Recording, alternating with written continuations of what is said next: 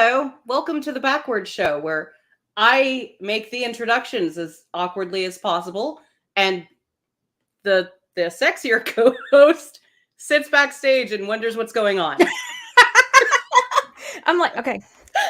All right. So, yes. Okay. So that's your clue that one of us is doing the behind the scenes work as well as the foreground. And it's going to be a hot mess. But here we go. Hello, creepy crawlies, and welcome to another episode of Ice Cream Queens. Tonight is a special episode for us. We are doing a bit of a deep dive discussing a few of the killer mothers that have been um, brought to trial in the past and very, very recently. Uh, Yeah. do we really want to? Because I know normally what we do when we start off is we talk about kind of fun things that we've done. You know what? I'm going to say let's go ahead and kind of do our normal format. Okay. This one might run a little bit long. If it is, I am sorry. We're going to try to get to comments, so please bear with us. It's going to be different. Let's just put She's it that way. trying to talk and drive at the same time. Yes. Okay. Yes. Okay. Oh my. So while you're driving, I just wanted to say, typically when we do these shows, we always land on a Sunday. We're the Sunday show, and so Mhm. we get Mother's Day a lot. And so we've talked about like mothers in horror movies and creepy kids in horror movies. And then when it came around this time, we were just like, well, and so we just started looking into true crime. That's how we landed on these. I chose the person I wanted to talk about for a very specific reason. That reason being they're up for parole next year. Oh. So I'm going to go Okay. through the case and y'all can tell me how you feel about them being up for parole. Well, let's go ahead and kick off into it then, because Okay. it's both of these are very long, kind of drawn out cases. Mhm. Yours is a bit older, mine is very extremely current. Mhm. So let's just get it started. So, who are you discussing this evening? I'm going to be talking about Susan Smith. She was born Susan Lee Vaughn in Union, South Carolina on September 26, 1971, to Linda and Harry Vaughn. I'm sorry if I'm saying, I believe that's called Vaughn. Her parents were really toxic and they had a violent marriage. And at about 6 years old, shortly after her parents' divorce, her father, Henry, commit unaliving. I don't know if I can say the word on YouTube. Yeah. At age 13, Susan also attempted to do the same thing. Eventually, her mother remarried a man named Beverly Russell. He was a Christian Coalition member and later became pretty heavily regarded in the Republican Party. At the age of 16, he began molesting Susan. She attempted to tell her mother and the Department of Social Services about the abuse, but nothing was done by either party. So that's kind of in the youth, the parents, the backstory. I'm shortening this as much as possible because we do have two cases to talk about. Oh no. In mine, I'll breeze through it. So a lot of people don't know about your case anymore. A lot of They people are don't. very. One of the things that I was finding out when I was going online and doing hashtags, Instagram, and you probably for TikTok, there was not a lot.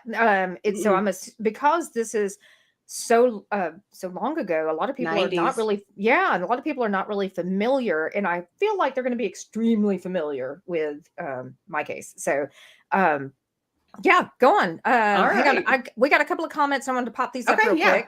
So bear with me just a second here, because I am driving and I can't chew gum and walk at the same time, much less drive. So, hi, Allie. Hi, Allie. She's early and on vacation, and she needed something to watch. Oh, I hope you're having fun. I hope you enjoy it. Please feel free to chat with us. We are anxious to talk to you. We love Allie. We got Joey the Roadie. Awesome. 12 minutes and counting. I'm guessing that was before the show. Hope you're having a great vacation, Allie. See, everyone loves Allie. I know. I get the feeling that Joey might be a stalker. Do we need to? Are there concerns with this at all? No, he's fine. Okay, he's Wink, fine. wink. Okay. All right, so He's fine. continuing Oh, wait, on. one more. Oh, okay. Evening, ladies. What scary ladies to explore on this American Mother's Day? That's Is there for a Mother's Day in Scotland? Is it a different day? We don't know. I don't know. Magda, that would be you. Please let us For anyone know. wondering why I specifically said Scotland, Magda's Scottish. So if that Yes. makes any more sense. Okay. All right. Back to my timeline here. In high school, Susan was quite popular, even winning an award for being the friendliest female. While still in school, she began having an affair with a married man. Soon after her graduation, he broke things off and she attempted to unalive herself again, taking a large amount of prescription pills. Shortly after graduation, she started working at a hardware store, and it's stated this is a little shamey. Like, Oh the no, go way ahead. everyone stated this online was absolutely like, oh, she's doing this stuff with all of these people. So I'm going to tell you, but like, you want to have multiple partners, man, whatever. But this was a different era too. It was a different era and time. Everyone made a huge deal out of she was having relationships with a younger coworker, a married man, not sure if it's the same married man as before or a new married man. And this is the one where I'm like, I don't like the way people are reporting this. She was still at this point having relations, physical relations with her stepfather. Everyone made it seem very like, oh, she's such the traitorous bowels of hell will rise up and the whorish behavior. That's grooming, I was just gonna say y'all. tramp. That's like, he started this when she was so young. Yes. He groomed her into this. And so at this point, she's like, what, 18? That's a whole 2 years of grooming. Anyway, Yes. I didn't like the way it was covered before. It bothered me. So I did want to say like that. Continuing on. Shortly following all of that, David Smith, who was a schoolmate of Susan's, began working at the store. The two hit it off like immediately and started dating, and quickly Susan was pregnant. The couple got married in the March of 1991, and there's David up on the screen there. Back. Susan moved in with David and his family in the same house, who were going through a rough patch. David's brother had recently passed, and in his grief, David's father attempted to unalive himself. There's a lot of that in this story. A lot of that in her past. David's mother ended up moving to another city and leaving David and Susan alone in this big, large house. Any comments before I continue? No? Okay. Hang on. Let me look. I meant from you. Oh, wait, but we do have a comment. Hang on 1 second. What did I do? I don't know. What did I do? Okay. In the UK, Mothering Sunday will fall on March 19th this year. So, it is on like a separate month and day. That's cool. That's amazing. Okay. So, I mean, I get to be celebrated twice a year now, right? Yes, I agree so. Okay, so you were asking if there was a comment from me. Just truthfully, in being familiar with this case, watching multiple documentaries, I will go ahead and say that yes, there is a lot of mental illness and just mental health issues in her family, and it plays a heavy role in her case in particular. So It does. So It just does. go ahead. Let's go ahead and so much later on in the trial. All right. So Susan gave birth to their first son, Michael Daniel Smith, on October 10th, 1991. The couple seemed to not handle the stress of parenthood, so they ended up drifting apart. By the early months of 1992, they had separated and were dating other people. Later in that year, Susan found out she was pregnant again. Due to the news, David and Susan made up, Susan having their second son, Alexander Tyler Smith, on August 5th, 1993. Apparently, while they were separated, they were still also together, if that makes sense. So, yes. like, they knew it was his child, even though they were separated. I hope that makes sense. All right. So throughout all of this, they did work together to raise the children. Susan began working a new job as a bookkeeper and met a local man named Tom Findley. He was one of the rich boys of the town and quite good looking, and everyone fawned over him. The two quickly began dating, Susan jumping in like head on, while Tom was more like, we're more casual. This is casual. Susan started telling Tom a lot about her private life, and all of this came out later in the trial as well. Tom sat and said everything that Susan had told him. So a lot of that included her off and on again relations with her husband, along with her continuing off and on relations with her stepfather. And eventually she even, and I only saw this in one article. I was not able to follow this with other articles, but it was stated somewhere that she also admitted to sleeping with Tom's father as well. Oh, yes, I recall seeing that. By the way, I do have a photo of Tom. Oh, thank you. I You're could not welcome. find any All right. photos of Tom. So shortly after all this, Tom left this correspondence. Now, this letter, I do have the whole thing in front of me, but it's very long. So I'm going to read you a few highlighted bits and kind of give you a summary of it. It says, "Dear Susan, this is a difficult letter for me to write, etc., etc. I value our friendship very much, etc., etc." If you can't tell, this is very much kind of like the breakup letter. "You will without a doubt make some lucky man a great wife, but unfortunately it won't be me." Then he talks about how what they don't have in common. Sorry, we have comments coming in. "I'm new here, but I wanted to say hi. Hi. When I heard you were doing the story, I had to tune in." Yes, it is a very sad story. Thank you for joining us, Jessica.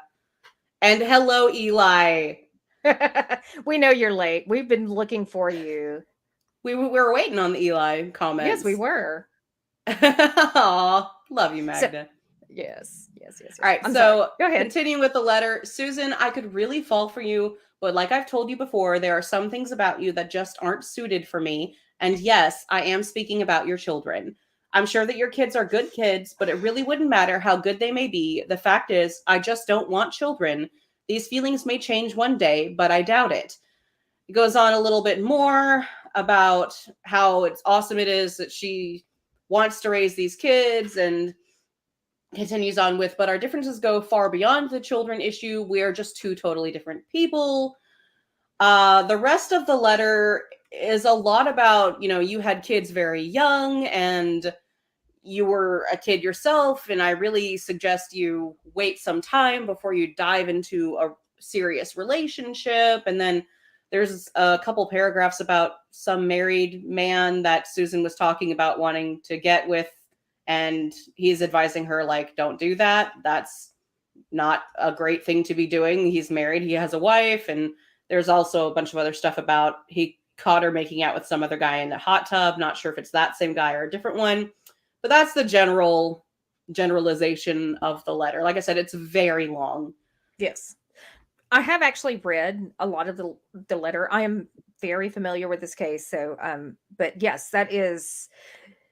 So basically what you have here is you've got a woman who is in love with this man who is well-to-do, and could offer her the life that she's always wanted as long as she doesn't have children.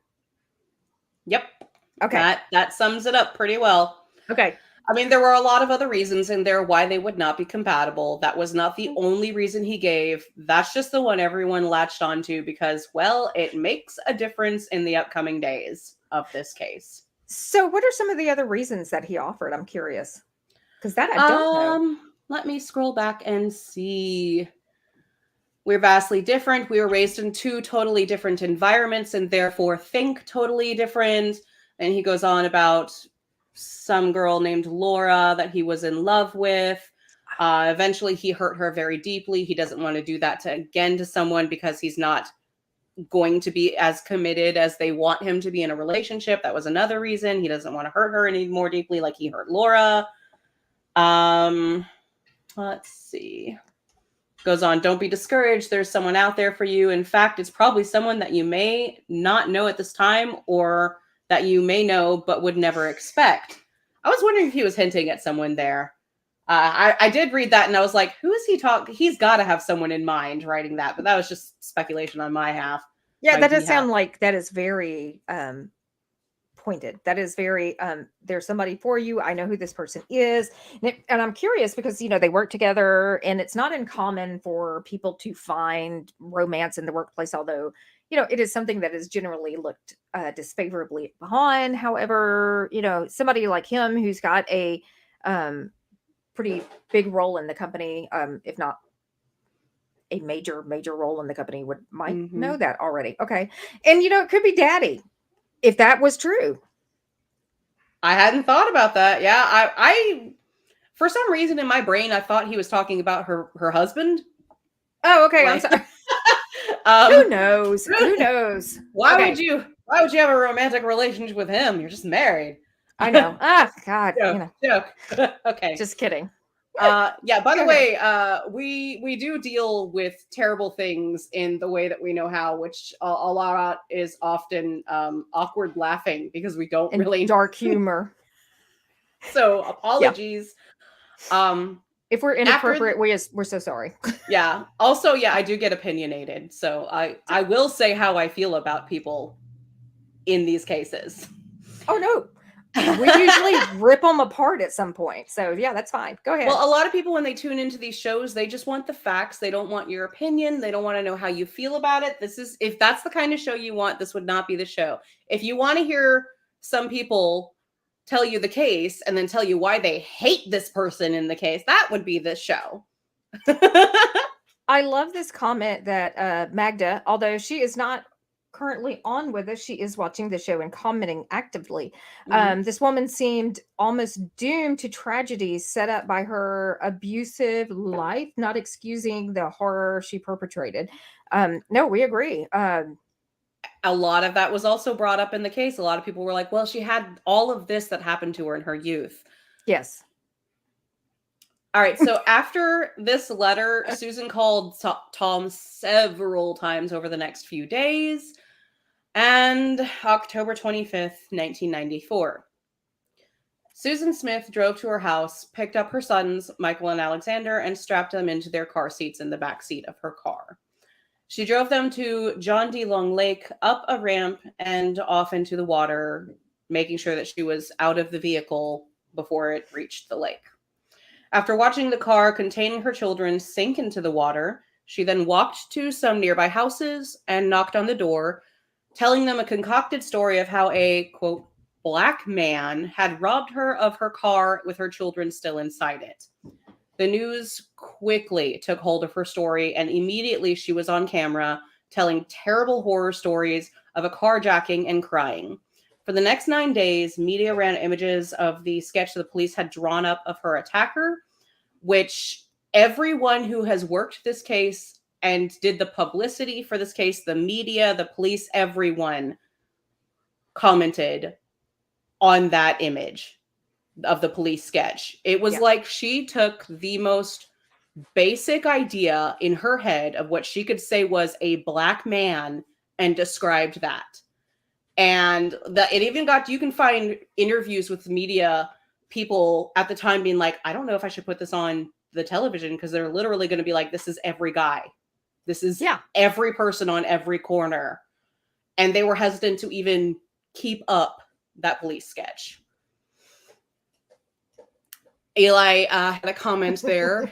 I couldn't read it. Oh, I'm sorry. I am popping them up. We might not always get a chance to read them out loud, but we are going to pop them up so everybody can see. Yes, being opinionated is fun. We do enjoy it. Not so much the pitchforks and torches. So leave it to Eli. Now she was actually on TV quite a bit. Oh yeah. Because you have this image, and this is what everybody remembers right here. Mm-hmm. And she was very, I don't know how to describe her live. Almost detached, like trying to sound sad. Mm-hmm. I like, if I could impersonate at all, you know, when someone like a toddler stubs their toe, but it's not that bad, but all of a sudden it's the worst thing in the world. And that's how she sounded to me. Yeah. Oh, yes. No, yes. It is very put on, and it's very unnatural the way that she cried and carried on. It was not at all, it didn't feel sincere. It did not. And a lot of those interviews, her husband was right there next to her. because he had no clue. This poor man was there looking for his children, having no idea, standing next to her, wiping her tears, holding her up as she was sobbing, and had no clue that this woman had just murdered them. On November 3rd, 1994, 9 days after murdering 3-year-old Michael and 14-month-old Alexander, Susan finally broke down and confessed. One of the reasons she ended up confessing is, I read this later after I had written my draft here, so I'm paraphrasing, but she stated that she came up to a light and it had turned red, and that's when the carjacking happened, while she was at this red light. And she had stated no one was around, no one was at any of the intersections. Well, the police instantly, from like day one, were like, something is not right in this story. And they were investigating the story down to every detail. And they found that at that intersection, that light stays green unless there is cross traffic. It is impossible for that light to have turned red, for her to have had stopped there if there was no one around. And that was one of the ways that they ended up breaking her down, because they kept pulling her in for interview. They would not let off. They weren't just like, oh yeah, no, go publicize. They were on her tail. They were already searching areas around the lakes and everything, because they knew. They just hadn't gotten her to confess yet. Okay. So Susan finally broke down and confessed. Following her admission, divers searched the lake for the second time. The lake, as I said, had previously been searched because they had labeled her as a suspect from the beginning, but they had not assumed that the vehicle would be out as far as it actually was. Now, this trigger warning, this part actually got me riled up. So during the case, one of the divers was brought in to testify, and he ended up describing going down in this dark, murky water and just seeing one of their little hands pressed up against the glass, and knowing that he had found them. And sorry, y'all, this case was really hard for me to research. I'm dealing with it the best way I can, but I had to stop and take a lot of breaks to do this. I'm going to go ahead and show a picture of the car. Is that okay? Yeah. Okay. I'm glad you are, because I want to talk a little bit more about that car a little bit later as we're going through this. So this is actually the dive team that was this the second dive, or was this a later dive? I'm unsure. Okay, so there is the first dive that the police, where they did not find the car. There's the second dive where they did find the car in that lake and them pulling up the car. And you can find worse photos. Like, people were out there taking photos where you can still see the boys like in the back seat as that car is getting dragged out. So, that's wrong. Thanks. Yeah. Yeah. I don't know why they. Anyway, not going to get on with paparazzi. I don't want to even open that can of worms. There is also a third dive team. I am unsure if this is the second, her actual car, or if this is the recreation of that, because they did recreate pushing the car off the thing because they wanted evidence to see what would have happened and how long. So the same day the car was found, Susan Smith was charged with first-degree murder. The trial began on July 18th, 1995, and was close to cameras due to the judge having seen the recent media coverage of the Simpson case. He saw how that was, the cameras were in there and it was so publicized. He was just like, nope, we're not even starting that. Susan's defense claimed that the murders were a botched unaliving attempt for herself, while the other side fought to prove that this was a planned murder, Susan choosing a man over the lives of her children. A video experiment, here's the car experiment, was made of a car similar to Susan's driving into the lake. A camera filming outside and another having mounted in the back seat positioned where the children would have been. The people who did watch this tape recall an absolute horror, as it took the car almost 6 full minutes to sink to the point to where the water would have killed the children. That is 6 minutes to sit there and stare and watch this car go under and not dive in and save your kids. And I don't know if you've ever had to sit in silence for 6 minutes. That's a It long time. it is so long. You know, in the environment that I am currently in, I do interview people and I train people on how to interview. And one of the things that I tell them is to be quiet. In that once you finish your statement, be quiet, don't say anything else. And a tactic that a lot of people use, and this is actually true with police work as well, is Mhm. silence. Um, People cannot stand to be in silence. And what 10 seconds, 12 seconds feels like an eternity. Do you think she actually watched the children? Do you think she watched that car go under? I absolutely do. I Okay. absolutely, because with the way, you know how the Titanic sank and it like ended up going one end in and the back end stuck up. The car did something similar. So for her Kind of to like have that? been able, yep. So for her to have been able to make sure that this car was all the way out of sight before she went knocking on people's doors, she would have had to stand there and watch it until it disappeared. I'm sorry, there is a special kind of hell for a woman that could sit there for 6 minutes and watch that. And also knowing that those children were probably underwater, holding their breath, everything that went alongside, the panic that I'm just everything about it. Okay, go ahead. Keep on going. So the jury deliberated for 2.5 hours, which is not very long for a jury if you are unfamiliar with deliberations. They came to the conclusion she was guilty of murder. Though many were pushing for a death sentence, she was given life in prison. And as I stated at the beginning of this, she is eligible for parole next year. I believe it's November of next year.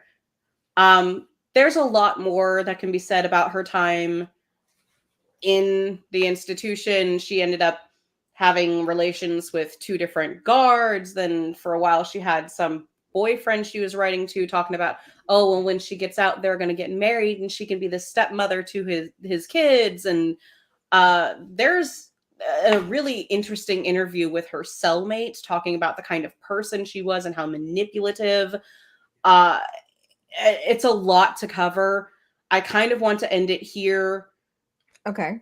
just so we have time to cover your case as well. But I do want to talk a little bit more, like, how do you feel about she could be walking the streets? You know what? Let's save that. I'm going to try to go because honestly, I do want to have a bit of a discussion at the end of this where we Okay. talk about um mothers who actually can go through with this process. How long should they be in prison? Should they be thrown under the prison? For I can't even imagine that. And so yeah, let's touch on this. So for those of you who have been living under a rock over the last week or more, and you do not know the name Lori Vallow Daybell, and this is Lori. Oh, she looks so happy and pleasant. Okay, so yeah, that is actually something that comes into play quite a bit because every photo that you see of her, she is smiling and carrying on for the camera. This is a special breed of woman right here. So I sat down and watched the Netflix documentary, which was made prior to her trial. Um, Hmm. and it's fascinating. It's very interesting. It talks to um, the members of her family who are alive. And for those of you who have not been following, this is the family tree that we're talking about. And all of those red lines that you see that are connecting to a person, this is someone in her family who is deceased. And there's a good possibility that she may have had some hand in why they are deceased. Okay. Legally, we need to say may have. Or May is the have. trial over? I Oh, don't know. no, it's over. Oh, There okay. was a verdict given on Friday. On Friday. That's why I was like, Oh, "Oh yeah, wow. we got to touch on this one." Okay. So, Lori is known as the Doomsday Mom. She's also known as basically a cult mother. She grew up in the LDS community.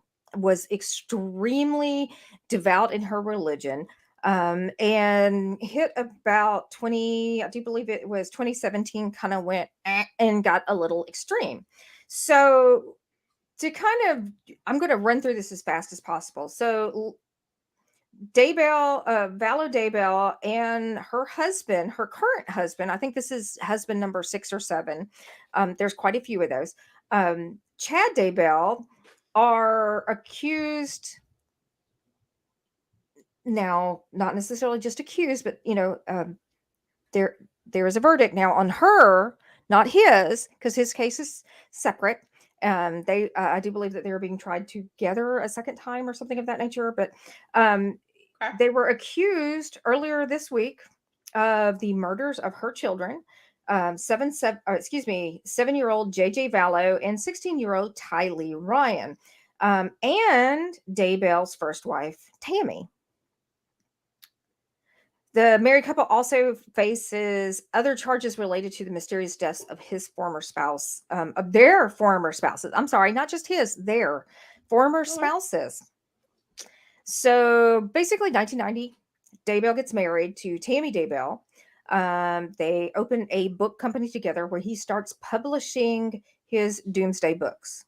And he is author of, I do believe it's like 17, 18. I counted them earlier. I can't remember. There's a lot of books. Oh my God. We have a ton of comments. Bear with me 1 second. I'm going to stop here and we're going to, there's like 22 comments that have, there's like 22 comments that we've missed. So bear with us. I'm interested to hear what everyone had to say about Susan, if there is any. Hang on. I'm trying to get back to them. Talking amongst themselves. Okay, so paparazzi. That was Eli. Desperate folk. Yes, they are. Allie says that's very disturbing. Wow. Eli says when you're a kid, 6 minutes feels like 6 hours. Yeah. Agreed. Yeah, and Allie agrees with me. Thinks she watched the car go under, so she knew she was safe. Quotation marks on safe. And we have Jessica saying, I hope she does not get paroled. We have someone saying, hi, what's up? Does she even have the possibility of parole? Yes, next year. Apparently, she's been doing really good her last 2 years since 2020. Since the last time. What about talk you? I'm not sure what you mean by that. Sorry. We're not laughing at the comments, I promise. Oh my God. Okay. No, you're all right. So Magda says, I get that she was abused. She was not prepared for adult. I think that's supposed to be life, let alone motherhood. But no, just bloody no. Let her bloody rot in jail. And Allie says, I'm under a rock. Who is Sue? Are we discussing Sue? Lori. Is that yours? Oh, yeah, you're Susan. You're Susan. Susan. Oh, Susan. Yeah. Gotcha. I didn't put together that Sue is Susan. And now I believe we're stepping into comments about your case. So yes. She's smiling in a police cruiser. Yes. Terror, no religious zealot, a self-obsessed, bloody, buggery lunatic. I can't say it in your accent, Magda. I wish I could. It would sound much better coming from your mouth. Yes, it would. It would. Okay, so in 1992, we're going to pick back up with Lori Vallow. So we are talking about two separate cases because there seems to be a bit of a confusion about that. Susan Smith was back in the 1990s, and she was tried and found guilty of the murder of her 2 children. We're not going to get monetized on this ever, so we're going to just wreck that. So we know. And now we're talking about Lori Vallow, who murdered 2 of her children as well. So she was on trial for the death of her. Bear with me. Let me scroll back a little bit. 16-year-old daughter, Tylee Ryan, and her 7-year-old. I'm going to go ahead and throw this in there. Adoptive son, JJ Vallow. I'm going to catch up here. Trying to Okay, so find where you were at. 1992. Yeah, so in 1992, Lori Vallow marries her first her first husband, who is Nelson Yanes. In 95, she divorces Mr. Yanes and marries her second husband, William Langia. No, I'm pronouncing this incorrectly. And they have a son. The son is Colby. Colby actually testifies in this case. And it is heartbreaking, absolutely heartbreaking. He is in the documentary as well. And it's horrible. In 2001, Lori Vallow marries for a third time. She and her husband, Joseph Ryan, have a daughter, Ty Lee, and the couple divorced in 2004. In 2006, she marries her fourth husband, who is Charles Vallow. Colby and Ty Lee live with the couple, while Vallow also has 2 children from a previous marriage. In 2014, Lori Vallow, Charles Vallow, Ty Lee and Colby moved to Kauai, Hawaii. The same year, they adopt Joshua Vallow, who is the biological grandson of Charles Vallow's sister, Kay Woodstock. JJ is autistic. Joshua, they refer to him as JJ. JJ is autistic. And friends agree, who know the family, that Lori would be a wonderful parent. She's very caring. She's very patient. And that this would be a good household environment for him. Okay, so that's in 2014. So 2017 becomes the shift for her. And she becomes a bit more radical in her beliefs. As I said earlier, she was brought up in LDS community. And one of the things that I do know about LDS, I don't know a lot about it, but one of the things that I do know about LDS is that they are they're into doomsday. You can find a lot of books about doomsday. You can actually find prepping about for doomsday type apocalyptic events. They actually have a long-term storable food chain product line that you can purchase as well. So in 2017, the family moves back to U.S. mainland, and they are in Arizona. And it's about this time that she starts reading Charles Daybell's doomsday books, and her demeanor, her personality, and how she views just everything in general, religion included, start to change. Lori, in April of 2018, Lori's third husband, Joseph Ryan, dies from a heart attack. An investigation is later reopened into his death in the wakes of the deaths of JJ and Ty Lee. And it's concluded that Ryan did die of natural causes. Okay. I'm going to stop there for a minute. It's a lot of people and deaths. Yes. It's also, you will get the feeling watching these documentaries, following this case, that death follows this family, this woman in particular, around. It's just like lurking outside her door, and it's taking everybody. Okay. October 2018, Chad Daybell and Lori Vallow finally meet in person for the first time at a religious conference in Utah. So they are both part of the LDS community. Mm-hmm. In February of 2019, Charles Vallow files for divorce, saying that he fears for his safety and the safety of his children. This comes after he contacted the police, saying that Lori Vallow had threatened to kill him and said that she believed she was a god herself, preparing for a second coming. Okay. He planned, he pleaded with the authorities for mental health intervention for his wife, but she was deemed competent at the time. Okay. July 11th, 2019, Charles Vallow is shot dead by Lori Vallow's brother. Okay. Alex Cox, in Vallow's home in Chandler, Arizona. Well, that happens. Just, bad arteries. Yeah. No, he shot him. There's no I know. arteries. I was making that just happens kind of comment. Oh my God. We're not laughing about this. No, we're not. Okay. Bad us. Okay, so Cox claims that he shot Vallow in self-defense when Vallow tried to attack him with a baseball bat. Police interviews show Lori Vallow smiling as she recounts what happened. Huh.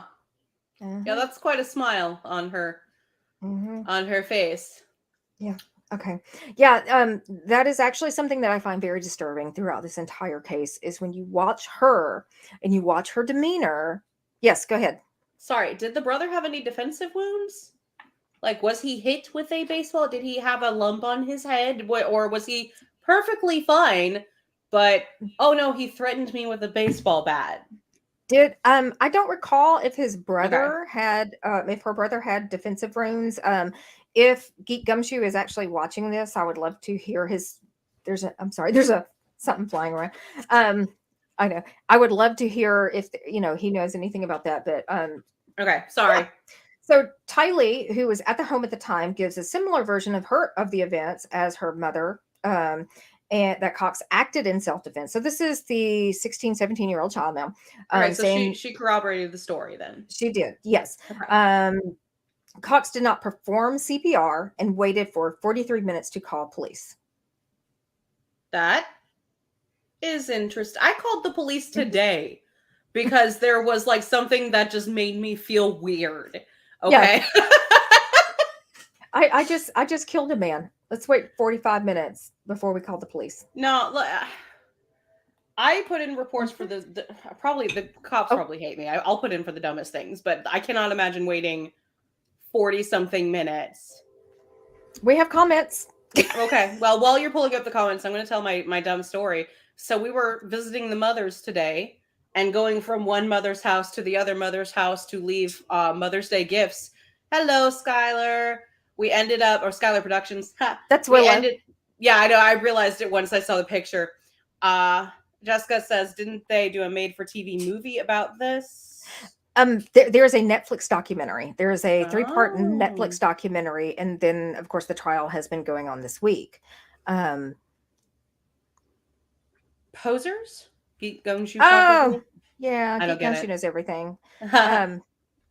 Death on all sides and no one seems concerned from Magda. No. Allie. Yeah, like really sus. Like really sus. So to finish my dumb story, interrupting your story, we're driving from one mother's house to the other mother's house, and we happened to cross a park next to a lake. And on the sidewalk / on the road, like someone had just thrown this, was a little girl's bicycle with no children in sight anywhere. No kids at the park, no one at the lake, no adults around, just a little pink bicycle thrown half in the street. And so I called the police and I was like, hey, this is probably like not a thing, but in case it is a thing, I know the first however many hours are important. So please go look at this bicycle. Anyway, continue on with your story. Okay, so I'm going to pop this up real quick, and I'm going to leave this up for a few minutes because this is just kind of an overview. There are so many moving parts of this, and I feel like this might be a little bit helpful. So I'm going to leave this up for just a few minutes, and I'm going to kind of run through and get us as caught up as I possibly can, okay? So September of 2019, Lori Vallow moves with JJ Tylee and Alex Cox to Rexburg, Idaho, where Chad Daybell lived. I keep saying every name wrong, and I'm so sorry.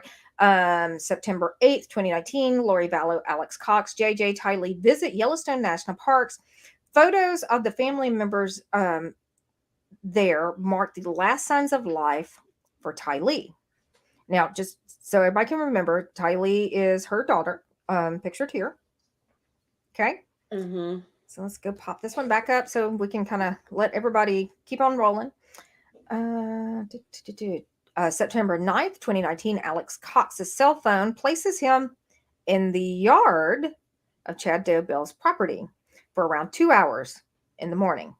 Chad Daybell texts his wife, Tammy, to say that he has shot a raccoon and buried the animal in the pet cemetery on the grounds of the property. Code. The quote, pet cemetery, wink, wink. Okay. No, there is a pet cemetery.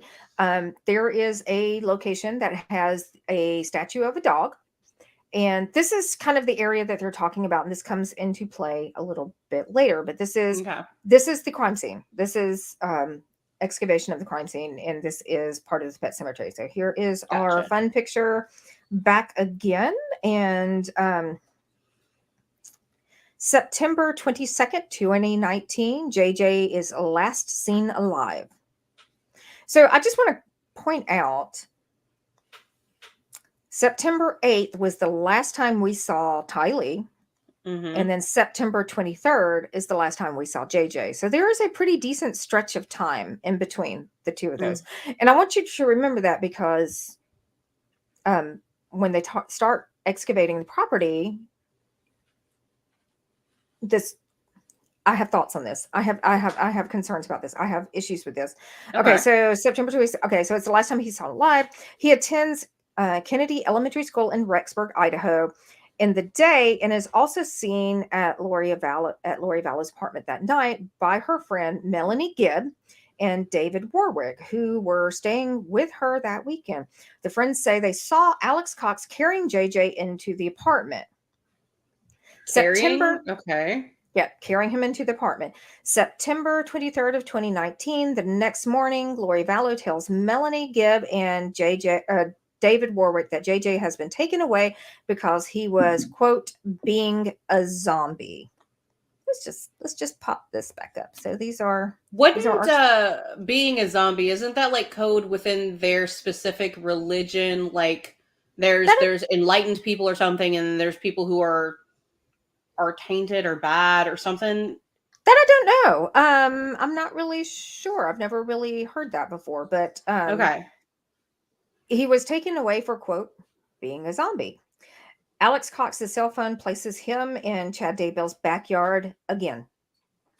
Vallow also calls JJ's school and says that he will no longer be attending and that she will be homeschooling him instead. Okay.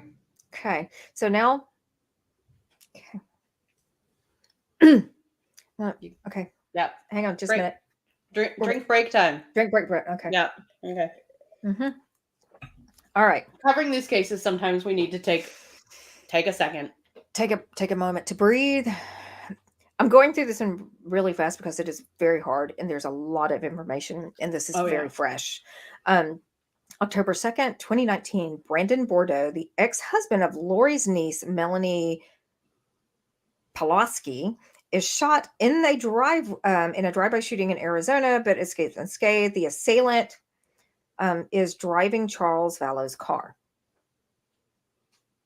Wow. Don't really know how that plays into this. I really don't know. Okay, so, but, somebody who might understand and know that part, please tell me. I would like to hear that. October 9th, 2019, Tammy Daybell calls 911 after someone shoots at her with a paintball gun in the driveway of her home.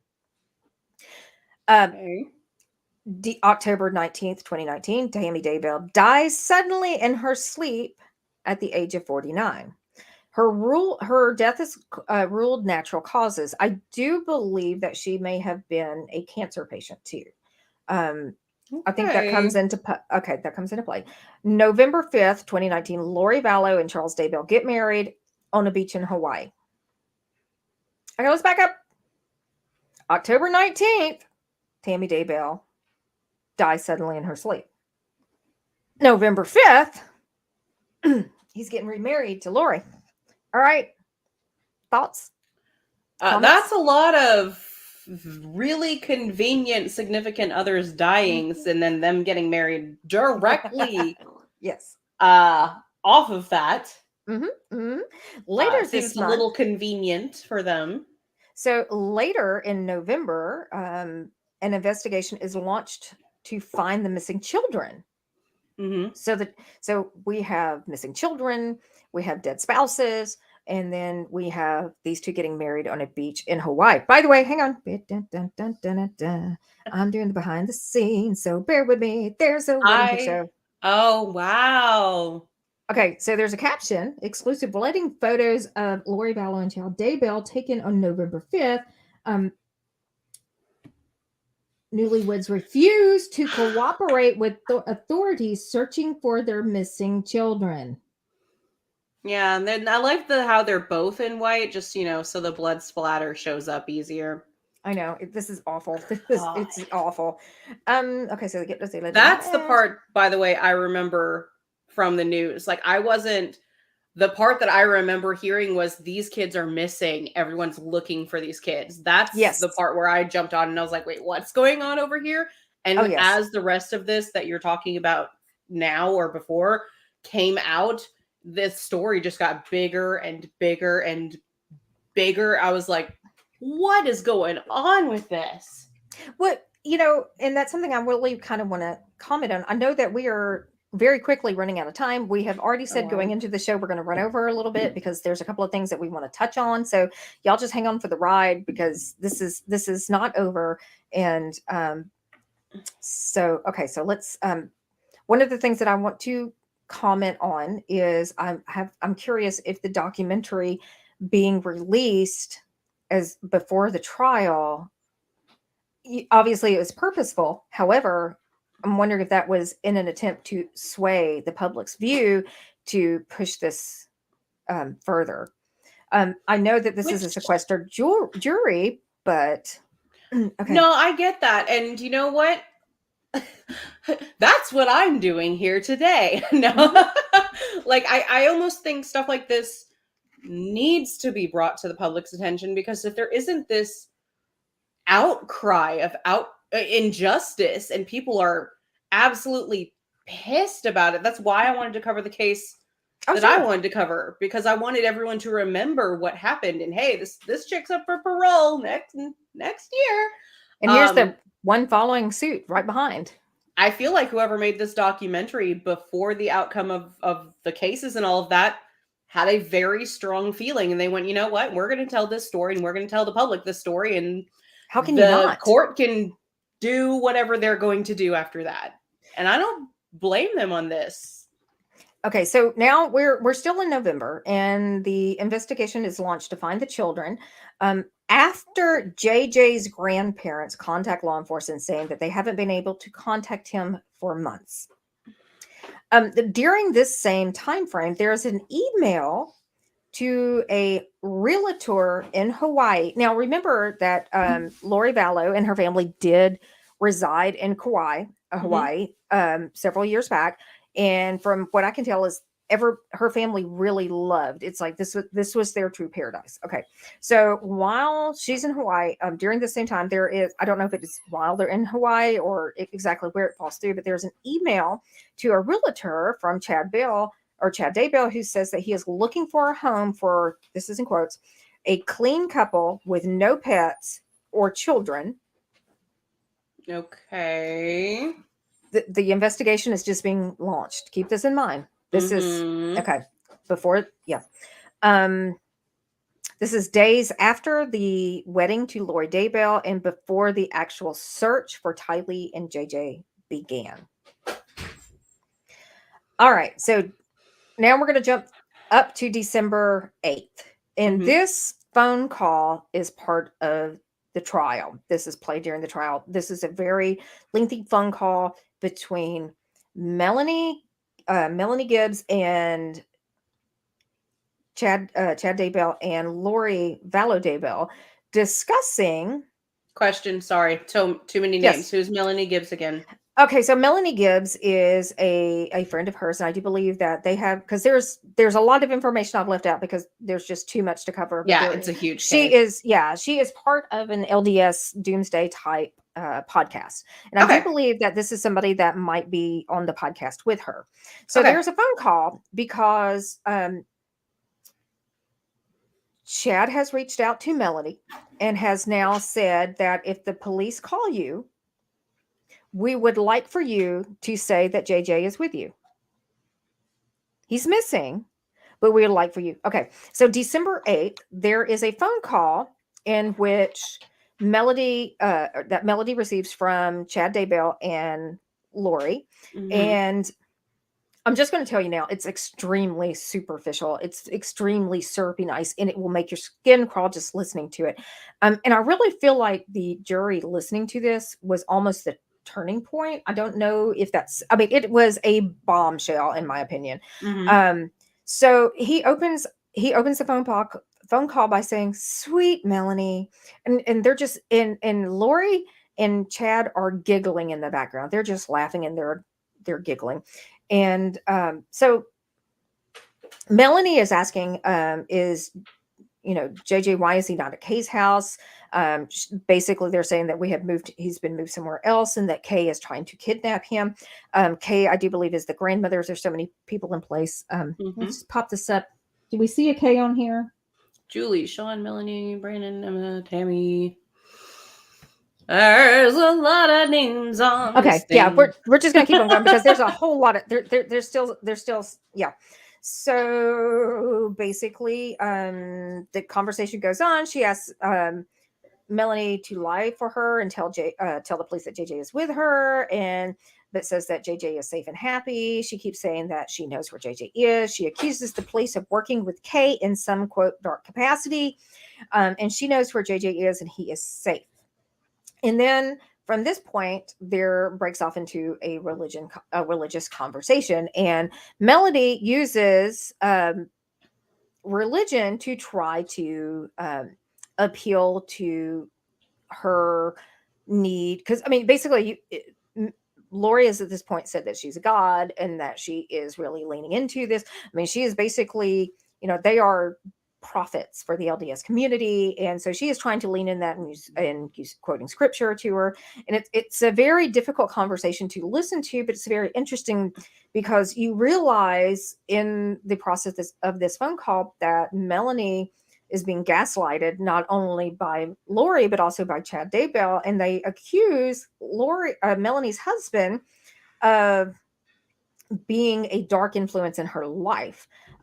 So yes, it's extremely agitated, it's extremely hostile, and basically she says, if you had my best interest in heart, you would not be asking me to lie for you to the police. And basically she's accused she's accused of recording this phone call. You wouldn't have told the police where JJ was. She's like, you wouldn't have told the police that JJ was with her if you were at all concerned for her welfare. And she knows in the pit of her stomach that something is weird and that she is being deceived. Okay. All right. That basically sums it up. Yes, it's a whole gaslighting conversation. Melanie knows that she has been deceived, and they are giggling and laughing until they realize that Melanie is basically not covering, but trying to say, you're pulling me into a situation that's horrible. Why would you do this? And they start gaslighting her and saying she's this horrible, horrible person. December 11th, Alex Cox dies suddenly at age 51 of natural causes. Indications of a blood clot wedged in the arteries of his lungs. The overdose drug Narcan is also found in his system. Narcan. Sorry, I said that wrong. Okay. December 12th, Tammy Daybell's body is exhumed, so an autopsy can be completed. So this is Chad Daybell's wife. So they have that died of suspicious causes, and the police are saying that now this seems suspicious. We're going to exhume the body and we're going to do a full autopsy, but no cause of death is released. January 3rd, 2020. So we're in 2020. All right. So I'm going as fast as I can. You're doing great. So January 3rd, 2020, search is carried out at Daybell's property for the first time. All right. So okay. So this is, and when you are looking at his property, there's a couple of things, you see multiple buildings and you see all of this space. And the only thing that I can think of when I'm looking at this is a compound. I don't know why. I'm just like, this is a cult compound. Everybody keeps saying that they are kind of a cult family, but this is a cult compound. Okay. So this is kind of a quick overview. I do want to point out that these blue tents, these are bodies that have been found on the property. Okay. Wow. All right. January 25th, 2020, Lori Vallow and Chad Daybell are located by authorities in Hawaii. Vallow was served with a court order compelling her to physically produce her children by January 30th. January 30th, Lori fails to produce her children or disclose authorities where they can find the children, in violation of Madison County, Idaho. So she's now in violation of the court order. February 21st, 2020, Vallow is Lori. I'm just going to start calling them Chad and Lori at this point. I think yeah. Okay. So Lori is arrested in Hawaii on charges of child abandonment, and she is charged with resisting officers, criminal solicitation to commit a crime, and contempt of court. Vallow is ordered to be held at a $5 million bond. She is later exonerated, not exonerated, extradited back to Idaho following her arrest. Chad is confronted by ABC News journalists and asks if the children are safe, and he refuses to answer. Okay, do I have... Let's just kind of flip through here. Nope, no. You're gonna look at comments? Yeah, we can. Let's take a moment because there's 27 now. Yeah. As you're pulling those up, I just want to say, like, I get the smiling now in all of the cop car and all of that. She's got a God. They both have God complexes. They think very much they're so. untouchable. She's smiling. She's like, nothing's gonna happen to me. Like, it's like when two very gullible people start believing each other's BS, and yet both of them also have God complexes. Magda says, shootings, death, accusations of being a, quote, zombie. It is painful to know how difficult it is to see and to do something about so many red flags. Fish says, this is mildly disturbing. Tell me more. We got a lot. And Allie says, that's a bit fast. I do believe that is on the wedding. Mm-hmm. Okay. Yep. Eli says, sounds like a hashtag Game of Thrones level homicide. Oh my God, yes. Okay. All right. You want me to keep reading? You want to read something? Yeah, you keep on reading. I'm scrolling through. Allie says, wait, kids are missing and they went to Hawaii, right? Not only they went to Hawaii, they got married. They went to Hawaii and got married. They on the celebrated beach and smiled and looked for houses, evidently. Oh my gosh. Magda says, children... Oh, wait, we already read that one. No, wait. Oh. Children missing, family members dying under questionable circumstances, and off they go to a destination wedding, as you do. As you do. I could just hear her saying that. Right? Jessica says, the made-for-TV movie I mentioned earlier was Doomsday Mom. I wanted to share this with you ladies. I'm very interested in that, and I will be looking that up later. Thank you, Jessica. Allie said, I'm so incredibly interested in this story. I can't believe I've never heard of this. It was really big, and then it just disappeared for a long time, and suddenly no one was talking about it anymore. And then, like, in the last month, it has exploded again. And Jessica said, Allie, it's super messed up from what I remember. Willow, this is Screwed Up Story. The Netflix documentary was interesting. I'm going to have to watch that documentary. I think the coverage I watched on the case that you're covering was actually done by Stephanie Harlow. She did a couple part series, and she did really, really, like, if you want a breakdown of all of the family members and who's related to who, and I mean, it's going to be a very long, however many part series, but great coverage there. Magda, when have we ever managed to finish on time, lovelies? We LOL. never finish on time. And we always wonder if we have a topic by the end of it. Do we have a topic? We have a topic. Eli said, quote, they're a cult zero, end quote, not the cure. Okay, all right, so we're caught up on the comments, and so we're arrested, and he's refusing to talk about. So June 9th, the goat. Whoa, attack of the goat. I know. I'm like, I had him propped on my chair, so I wouldn't have to, like, bring him in. He's mad because you didn't use him in the intro. Okay, you're supposed to. The intro is supposed to go off, and it's supposed to be like you with the goat being like, it's gonna be a bad. Every time. My God. And then I'm over here face palming and shaking my head like, why? Why? Why her? Why did somebody give her a goat puppet of all things? All right, so let's jump back in. So we are now to June 9th of 2020. JJ and Tyler's remains are discovered on Chad's property. And here you go. You can see once again all of the. And here it goes. Okay, so all of the blue tents here are bodies, and this How many is. bodies were I know it was JJ and Kylie. Were There were there a couple. more? I do believe there were a couple. Oh wow. Okay. Like I'm Okay. already mad about two. Yeah, let's just stack them on there. All right, so they're all right, so they are discovered. JJ's body is found in a black plastic bag.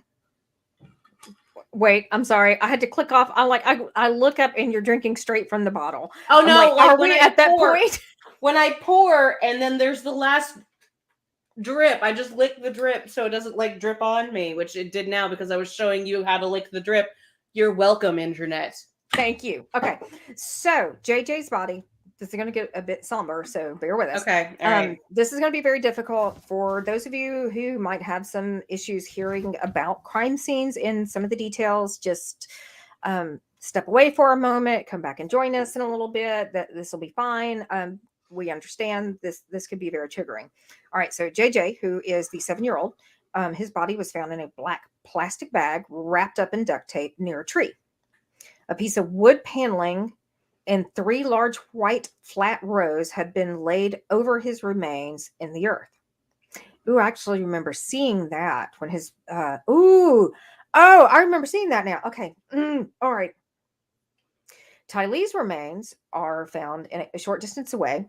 So keep in mind, we now have when I referenced that the time frame between the two deaths, that one of them was last seen in what was it, Early Yellowstone? September, and then the other one was like late September or something like that. And it was like Yellowstone. So basically, her body is, so she is also buried on this property. So they are using this property as an active burial ground at this point for who they are, who is becoming deceased that knows them. Okay, so this is going to be a little hard. So I just have a sorry. She was Mhm. last seen at Yellowstone. How far away is this place from Yellowstone? Because if she was last seen going there, but was she ever seen leaving there? I don't know. I Like, don't what know. did they drive back with JJ in the back seat and then Her in the trunk? yeah. Did they? I don't know. Was she? Oh my god, I hate these people. Okay. Okay. All right. So this is very difficult, and I'm going to say this. Okay. And if you have a problem, this is where I'm saying again, this might be kind of hard to listen to. Step away, go watch some cartoons for just a minute, and come back. All right. You have been warned. Her body had been dismembered and was burned in a fire pit, according to the court documents. Okay, so not only were her children deceased, she was involved in it, but one of her daughter, her only daughter, was dismembered and burned. The callousness it would take for a mother, a parent, anyone, just a person in general, that is a special type of crime. But JJ was not dismembered. It does not say that he was. It says that it only says that Tylee was. So you know how this is speculation on my part. You know how sometimes mothers will become jealous of their own children, especially when they begin maturing. Mm-hmm. I'm wondering if that had something to do with this. So, a little bit into that. When you watch the documentary, one of the things that is brought up is a little bit about Lori Vallow's past life. And you see and you meet her mother and her family. And, of course, it's very shocking. And it was one of those things that really kind of caught me off guard is the way that her mother interacted, because she went on national television basically saying that, no, my daughter wouldn't do this. She loves her children. She loves her children. And obviously now it's a different story. And so, you have somebody who is so adamant that her daughter would not do this to her children, that kind of changes her mind in this process. Now, Lori is a pageant queen, if I caught this correct. And you can find images of her in her swimsuit. When you see her mother is obviously one of those women who is in a day bed or a tanning bed constantly. You could tell that she was probably a very attractive woman, but now has the consistency. Her skin has the consistency of leather, which is it's tanning bed. It is tanning bed. So there, I can see that, but also looking at photos of her daughter, who was a very beautiful girl. And realizing that her daughter was more of a maternal figure almost for JJ, especially later, I don't know that it was I don't know if it was a jealousy thing. And there are a lot of comments about her demeanor during court and during this trial. I mean, she's laughing, she's smiling, and she's very disconnected. In the court trial, she is very, very disconnected. As a matter of fact, when we'll get to that, we'll scroll down. Remind me to tell you about the reaction. Okay. I just something about the smiling, the God complex. Okay. This is gonna Psychopath. suck, but put yourself in her shoes for 2 seconds and think like a psychopath. I'm a god. I'm unaging. I'm all powerful. But why am I aging? My brain knows that I'm aging, and there's this young, beautiful girl next to me. But I'm a god. I'm the god, and something is disconnected there. And I think that complex and probably had a lot to do with it. Once again, full speculation from me, but that's just what it sounds like is going on. It was a jealousy thing. Well, and you also have you have this that she's moving on with her life. She's getting married to this man that she's wanting to be involved with. I will say that Daybell has his own children, but I do believe that his children might be adults at this point. Because I do believe that yes. And and you're looking at the situation, and I'm kind of leaning into this going, is this more of a Susan Smith type situation? I'm interested I want to be with you, but I don't want to raise children, especially one child who is not possibly, but he is autistic. I mean, that is a lifelong commitment of. I see why you wanted to pair these together then. Yeah, I could see that. So Daybell is arrested. By the way, it's interesting because while his yard is being dug up and remains are being found, he is on the phone with Lori, who is being held in prison. And she's like, is there anything that you need? She sounds like such when it comes to dealing with him, it's like, is there anything you need? Is there anything that we can help you with? And she's like, are you okay? I mean, everything it's gross. It's really gross. And there is the separation of the trial and how she's interacting, and these phone calls that you're not always hearing. So it's kind of gross, but at some point, he actually tries to get in his truck and flee the property. When that's gonna work. Okay. Yeah, it's like, okay, just so you know, there are police cars everywhere. They're right there. They can see you. Oh yes, well, and I mean they're all over the place. It is kind of one of those. I think oh my god. Okay, I thought I just erased everything. Bear with me. Oh! But yeah, I just panicked. I'm just like, oh my gosh, what did I do? Undo. Yeah. So Daybell is arrested and he is held on $1 million bond. Days later, authorities confirmed the remains belong to the two missing children. Lori and Chad are charged with destruction, alteration, and concealment of evidence, but it is many more months before murder charges are filed. May 24th, 2021, Lori and Chad are both charged with the murders of Ty Lee and JJ and Tammy now in Idaho. Okay. They are, yeah, go ahead. Is there a reason for the many months? Is it they wanted to build evidence that it was both of them or not one of, they were just trying to prove that it was a combined effort and they needed the time to gather the evidence to prove that, or that's my assumption. I would imagine because this is so many people, there are so many players in this, and there is so much time spanning that there, because I mean, you're talking about months, and there's so many possibilities of people who can be involved in this, and so many, there's Oh, all of these because other there's people. church, Yes. the people in the okay. Well, So and they then, had a lot of followers then. It wasn't just like I'm a god and they're running around saying I'm a god and everyone's like, oh, okay, George. I don't I don't know so much that it was leaning into the followers, but I mean, there's just so many Okay. people associated with the family. I mean, when you look Okay. at this overview slide here, I mean, these are people that are directly involved with this family, and there's a lot of people. I mean, there's a Okay. lot of people, and I think that just truthfully, considering the nature of the case, they really just wanted to make sure that they had all of their ducks in order before they proceeded with the charges.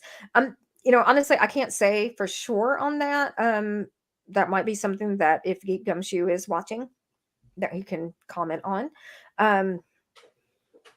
Okay, so they are each charged with first degree murder, conspiracy, and grand theft in connections with the deaths of JJ and Tylee, and conspiracy to commit first degree murder in the death of Tammy. Mr. Daybell is charged with first degree murder of Tammy as well. May 27th, 2021, Lori is ruled unfit to stand trial and is committed to a psychiatric treatment or a psychiatric facility for treatment. Okay. June 21st, Lori is charged with conspiring to murder her ex-husband, Charles, in Arizona. Prosecutors say that she conspired with Alex Cox, who is now deceased. Okay. Okay. So yeah, this is where. Yeah. Do you believe that he was the one that had the heart attack? Oh, so he shot someone else and then had a heart attack after. Mm-hmm. Mm-hmm. Okay. I'm following. If you get near these people, you die. That's just the way this goes. You get near them, you die. It's like you set foot on their property, you're going to die. That's just the way this works here. Okay. Yeah. I'm like, these are death people. Okay. I don't know how else to throw salt at them and hope they don't come near you. Oh my God. I'm like, yeah. August 2021, prosecutors in Idaho vow to seek the death penalty against Lori and Chad for the murders of JJ, Tylee, and Tammy. Okay. I know that people are very divided a lot of times on that. That's okay. That's fine. That's just what they're doing. We're just going to leave it at that. Okay. October 11th, 2022, Lori is deemed competent to stand trial. October 19th, 2022. So we're catching up now. Lori appears in court for her first arraignment on the charges over the murders of Tylee, JJ, and Tammy. She refuses to enter a plea, prompting a judge to enter a not guilty plea on her behalf. So she's not even going to say. She's like, I'm not going to say. I don't want to. Okay, I'm sorry. You're fine. And that's how we feel. That's how we on the show. Yes. Okay, so March the 2nd, an Idaho judge rules that Lori and Chad will be tried separately for the murders. Okay. Mr. Daybell's case will be rescheduled while Lori's will go on as planned on April the 3rd. Okay. March 21st, 2023, judge rules that Lori Vallow will not face death penalty for the alleged killing of her two children and conspiring to kill Daybell's ex-wife. Sorry. The ruling comes after Vallow's defense requests the death penalty be taken off the table because they won't have time to fully review the vast trove of evidence handed over in the recent weeks. Mr. Daybell still faces death penalty. So wait, hang on. There's too much evidence that this person's guilty and we don't have time to go over it. So let's not put the death penalty on because there's so much evidence that they did it. I think that's kind of what I was reading. That's kind of what I'm thinking. So, okay. So April the 3rd, Lori's trial. Let's see, Lori's trial for allegedly killing her two children and conspiring. So it looks like it begins. May 11th. We're catching up. Like today is what, the 14th? Yeah. May the 11th. Here we go. jury was sent out for deliberation. I do not know how long the deliberation was. I'm not thinking it was extremely long. However, there was something that was interesting. When they requested to read the verdict back, there were two, possibly three, three jurors that were replaced. So I don't know exactly when they were replaced because we're trying to research all this information. We're trying to watch it, and there's a lot going on. Okay, so May 12th, Vallow is found guilty of hang on. She is found guilty of first-degree murder, conspiracy to commit first-degree murder, grand thefts over the deaths of her children. She is also found guilty of conspiracy to commit first-degree murder in the death of Tammy. So something that caught my attention and that a lot of people might not understand. So they keep hearing this grand theft. So in addition to all of this, and this made me so angry that I could not even stand it. It made me even angrier to hear this. So a forensic accountant with the FBI, Michael Douglas, testified that Lori Daybell received about $22,000 from Social Security payments after her children's death and before the payments stopped in January 2020. So she has been found guilty. And that's where the theft comes from. And that is, yes. So she continued to receive $22,000 worth of payments, Social Security payments, to support her children that she knows are dead. And that is where we are as of today. Do we want to look at the comments real quick? Yeah, let's look at the comments. Also, whenever the second case goes through with the guy, I can't remember his name now. Chad, thank you. We should do like a little mini update. By the way, we covered this and here's where this is at. So that would be really nice to update that. I am planning on updating how the parole goes next year for Susan Smith. Okay. Eli, we already read that one. Okay, so next we have Allie. Allie, she says, good. I think she's because the goat fell at you. Gory Bits, happy Mother's Day to all the creepy moms out there. Aww, that would be us. Yes. Eli says, hashtag witness me. Baphomet. That's by the way, for those of you tuning in who have never watched this before, Baphomet is Baphomet is the name of our goat. Your goat. Oh, it's a show goat. Eli says, very ritualistic circle dug up there. Yes. Yeah, I didn't even think about that. The pet cemetery was someone said, oh, yummy, Lauren. Is that the wine or the cake I've been eating? It's Mother's Day. I got a cake and I haven't had a chance to eat it yet, so I've been sneaking bites. I think they were talking about the wine. Lick the Drip, new brand name. Eli says, I've listened to enough hashtag true crime podcasts. Hit me. Yeah, actually, we probably should have Eli on sometime because we should. Yeah. Eli would be a really fun guest. I can't read. I'm eating.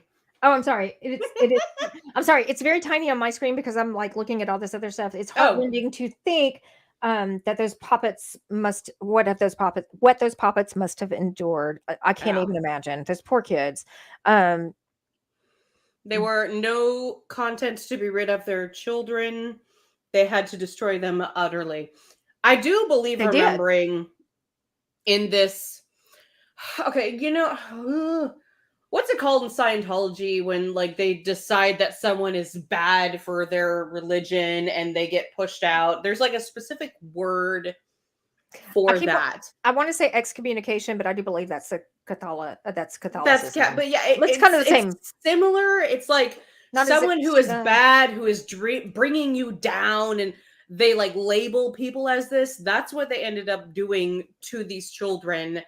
Either Lori or the husband, I can't remember, labeled them as one of these like terrible people. Oh yeah. Sorry, I'm missing comments here. No, that's fine. I'm popping them up because there's quite a few, and we are kind of getting to the end of this, but I do just kind of want to touch base on a couple of more things. And Magda says, Is it telling that the last was the one done worse to?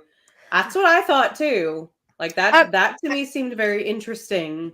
No, but her daughter wasn't the last one. No, not Her the daughter. last, the Oh, worst. She got the oh, worst treatment.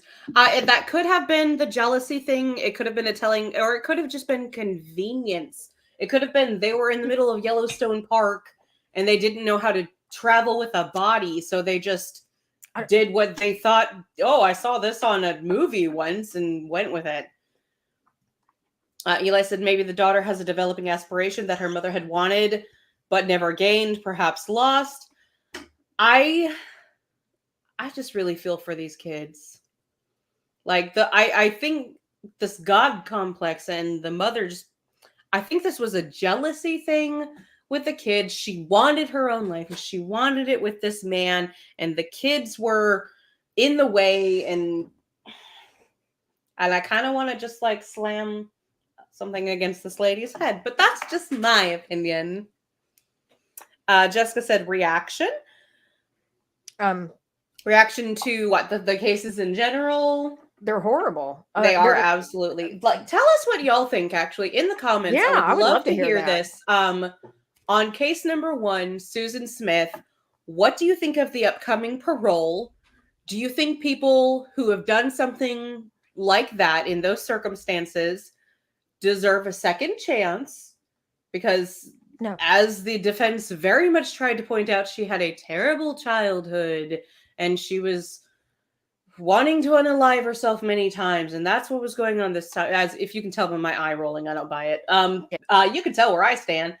Or do you think she should sit in prison for however long? And on DL's case, what do you want them to comment on yours? Kind of the same thing. What is considered justification for what these people have done? I mean, either case. I mean, you're talking about a mother who has taken the life of her children, and some very gruesome manners. These are horrible. These are these are horrible, horrible cases, and we do have one. Hang on. Oh, we have a couple. Allie said, I don't want that woman on the street. Can Nope. she still procreate and do it again? I'm not sure if she's still within those years, but she has been talking about wanting to marry someone with children. I think that person's children may be grown. I don't know. But also she leads up like the kids thing. Whenever someone's child comes to visit someone else in the prison, Susan Smith is like one of the people sitting there playing with the kids in between them going to see their parents. Just random knowledge. What does Magda say here? One's own tragedies does not excuse one abusing others. No. That I completely agree with. Willow said both deserve life without parole.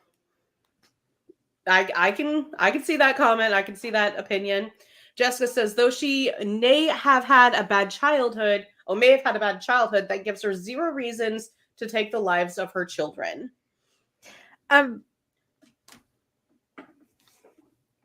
Yeah. I think two Willow. Yeah, two Willows. Her life without parole. And I understand there are a lot of people out there who feel like that is possibility, to keep them on. But these two, there are people that I look at and I'm like, no. Do you want a personal opinion? Do you want to give our personal opinions? Yeah, I'll go ahead and give my personal opinion. Okay. I have a feeling we probably land the same, but go for it. Death sentence.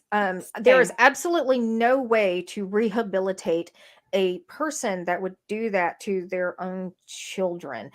There is no. I'm sorry. I know there's going to be people that disagree with me, and I don't think that is something that is warranted in every case.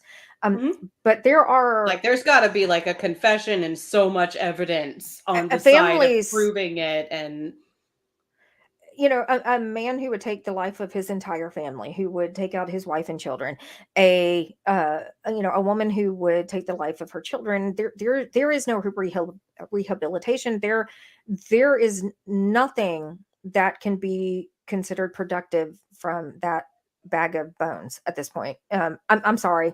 I agree. Certain cases to me warrant a death sentence. Yes. Jessica says, honestly, I think they deserve the worst deaths, both women. And this is a huge, like, people are going to argue with us in the comments. I agree, DL. I'm with you. A lot of people feel very, very strongly on this. They're very much against a death sentence, and that's fine. If that is how you feel, okay, that's fine. That is not how I personally feel. Well, We're not trying to push that on you. no, But and I understand that where Willow is coming from, but I also want Mhm. to comment that Willow and us live in different countries.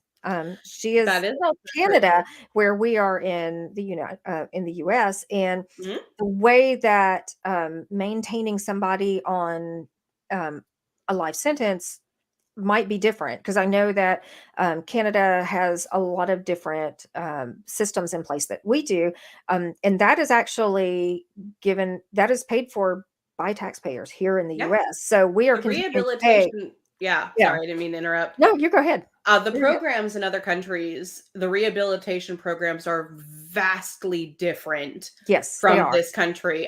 Just the prisons and the incarceration centers themselves are very, very different. If you do the research behind it, the percentages of people being able to be rehabilitated Hmm. for terrible crimes in countries such as Canada and England is another one, they have a higher percentage of Yes. helping people and the people getting out and not committing crimes again. However, with the way things are run here, a lot of times the percentage is going to be they're going to commit a crime again. A lot of people do it on purpose because trying to, this is getting political, trying to No. live in this country sometimes seems so almost impossible that they would rather just be arrested and not have to deal with life in general.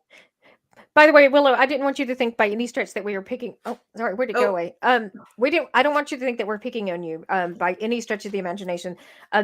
We are very when it comes to these type of yeah. these hit home. These hit home very, very hard for me. And this is, like I said, there are a lot of people that have committed crimes that I'm like, yes, we might be able to do something with them and rehabilitate them. But Hmm. and Willow, you know we love you, so Yeah.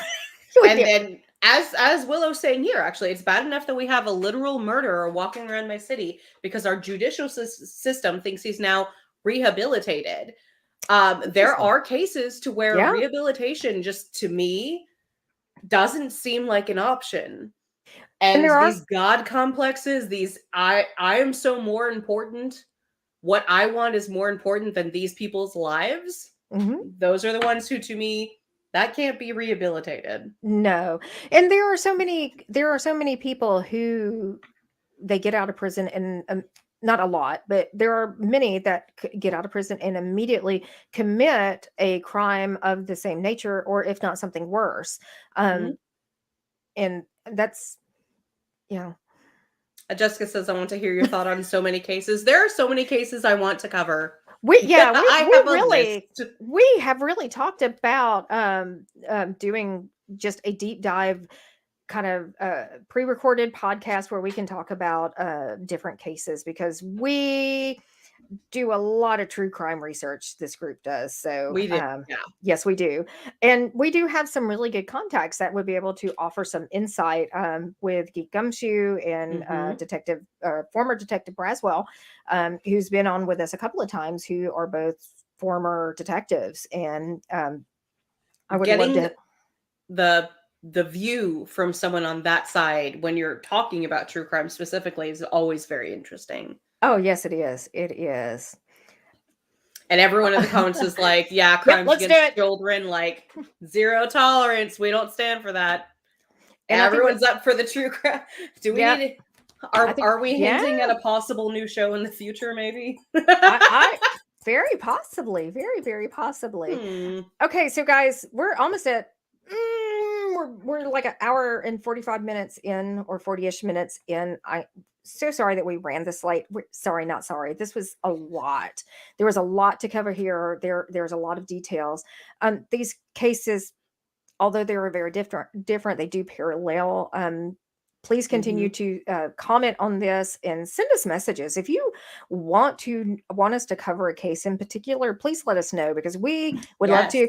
I know Willow actually reached out to us a couple of months back and asked us to join her group, and we did a we did a case. I'm drawing a blank. Willow, what was the case? Yeah, the poltergeist case. So, and we were all very mad at that one. God, we were all very mad and very opinionated. So fired up. But we've had some really interesting true crime cases that we've covered on this show, and it feels like we are so totally covering nothing but true crime this year. That is not the case. I promise we're going to cover something else. By the way, did I mention that we have made contact with a person in mortuary services who is interested in being on our show? So if you guys would like to hear from a mortician sometime and what that looks like, please let us know.